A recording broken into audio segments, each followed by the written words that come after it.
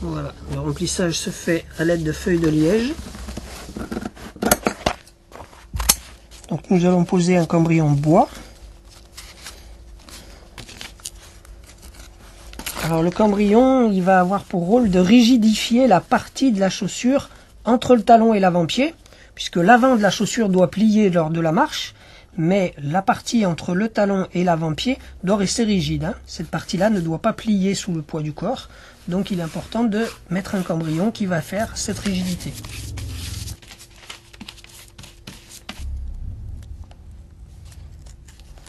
Voilà.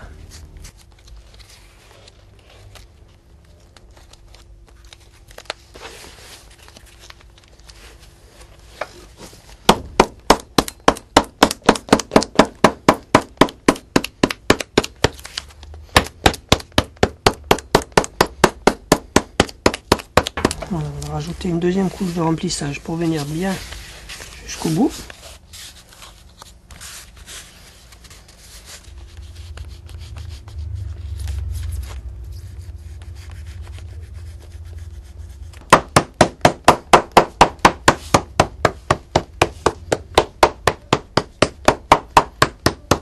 On va le râper et on va voir ce que ça donne. S'il faut en rajouter ou si on est bon.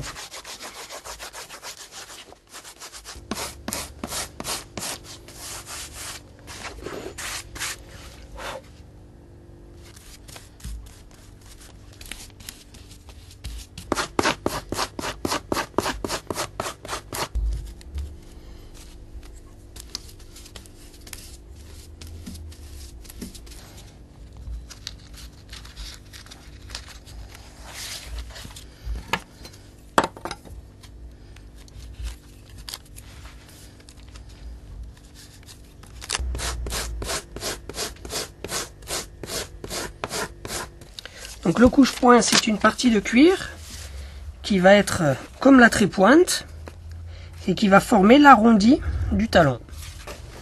Donc on va le couper dans du collet, dans la même matière dans laquelle on a coupé la trépointe, mais on va le couper en forme.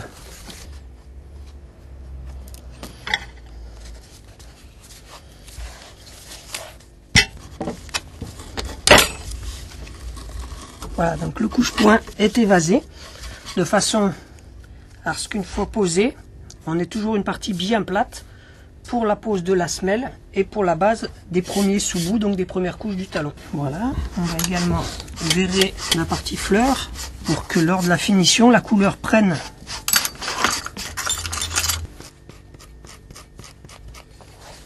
Alors on va en profiter pendant que ça sèche pour procéder au brochage de la trépointe. Donc le brochage, ça vise à enlever l'excédent de matière pour commencer à donner une ligne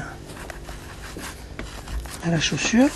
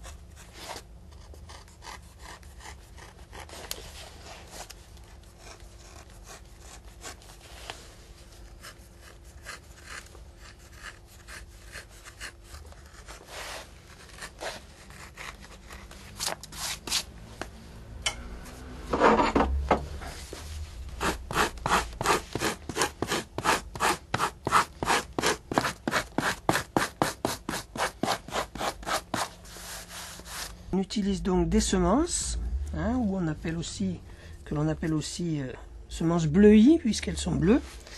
Et ces semences vont se retourner sur la partie métallique de la première de montage, qui de la forme à monter, qui est dessous.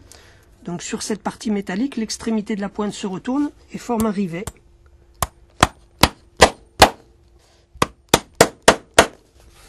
Alors ce qui nous garantit que le clou s'est bien rivé, c'est à la fois le son, quand on sent bien on entend bien à partir de ce moment-là que la pointe est sur de la ferraille, puisque ça sonne.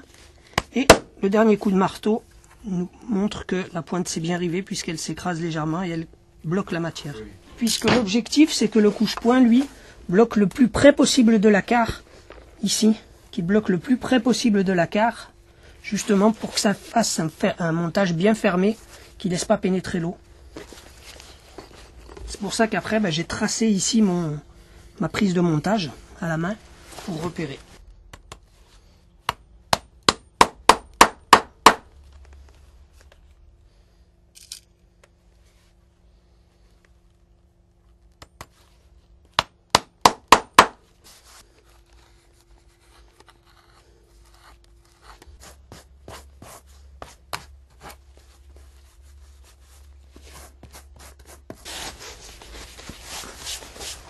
Voilà, je redresse bien ma trépointe et mon couche-point de façon à pouvoir poser ma semelle sur une base bien plane.